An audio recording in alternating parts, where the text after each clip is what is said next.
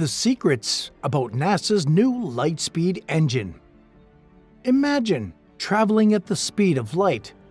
What if I told you that the new LightSpeed engine is expected to travel at 99% of the speed of light?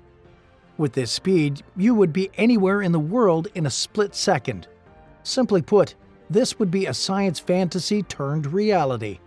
And yet, it's happening. With its operation dubbed by many as defying the laws of physics, the new LightSpeed engine is going to completely change space technology forever. Has fast-paced travel finally arrived? What really is this LightSpeed engine? How does it work? Well, in this video, we answer these questions and many more that might be lingering in your mind. We explain everything to you in detail, and yet in very simple terms. And even as you stay put to watch this ingenuity of the human brain, don't forget to subscribe to our channel and hit the notification bell to make sure you don't miss any of our next videos. Over the years, humanity has marveled at the thought of traversing space and examining the solar system. The idea of space travel has been made even more fascinating by the concept of faster-than-light travel. Although there is still much that needs to be done before the LightSpeed travel begins, this is an idea out of this world. What does it mean to travel at light speed? Light travels at a speed of 186,000 miles per second. With this speed, we would be able to get to Mars in 182 seconds. Imagine that! As it stands, getting off our galaxy can take hundreds of thousands of years, and yet, with the speed of light, it would only take a few years. Traveling and touring other galaxies might not be a pipe dream after all. But how is this possible? What makes this dream achievable? Well, a scientist at NASA is currently developing an engine that is expected to travel at 99% of the speed of light. This is the famous Helix engine. And so, one may be tempted to ask, what exactly is the Helix engine? The Helix engine is a concept that has been brought to life by the all-time NASA scientist David Burns. It is expected to operate by making use of mass-altering processes that take place at the speed of light.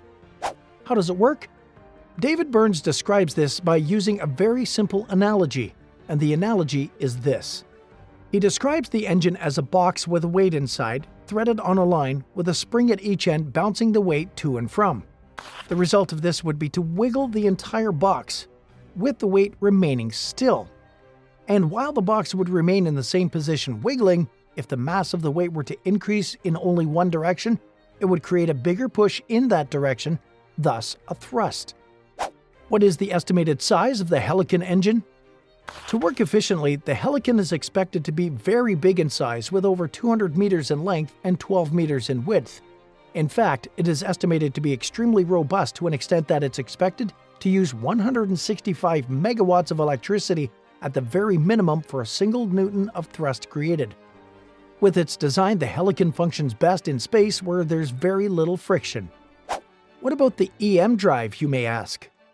This is not the first time someone has come up with the concept of designing an engine that travels just as fast. There have been many scientists that have brainstormed ideas about designing LightSpeed engines. For instance, the EM drive. The EM drive was one of NASA's first trials towards coming up with a LightSpeed engine. Over time, there has been less talk about the EM drive. So what exactly happened? Why is it being overtaken by the Helix engine? How does it work? In theory, the EM drive functions by confining microwaves in a molded chamber where their bouncing causes thrust. With that chamber shut, it would appear to be moving without any thrust output or fuel input when one looks at it from the outside. This applies Newton's second law of motion, which defines a force to mean the rate of change of momentum. Therefore, an electromagnetic or EM wave moving at the speed of light gains a given momentum, which it transmits to a reflector, producing a minute force. The piled-up small minute forces then increase in quantity, enabling the operation of the EM drive. However, after numerous tests, the EM drive failed to produce the amount of thrust as has been expected. In fact, there are instances where it had not produced any thrust at all. Since with the EM drive no energy seems to be going in or coming out, there have been questions about how the waves are initiated, how they continue to move, and where their momentum came from. Many have dubbed this as defying physics, specifically Newton's third law of motion, the action-reaction law. There are questions that continue to linger in the minds of most scientists into how exactly the EM drive can prove possible. Even though the Helix engine is yet to undergo critical professional review, and although there have been challenges with operating the EM drive, with increasing development in technology, finally having an engine that travels at the speed of light does not sound so far-fetched anymore. We await to experience what the new developments will achieve, and in a short while, we will be able to tour the moon and our solar system in a span of minutes. How will it be when we finally get there? Well, it's up to you to tell us. Thank you for staying with us till the end. Don't forget to subscribe to our channel and hit the notification bell down below to make sure you remain updated on any of our new videos.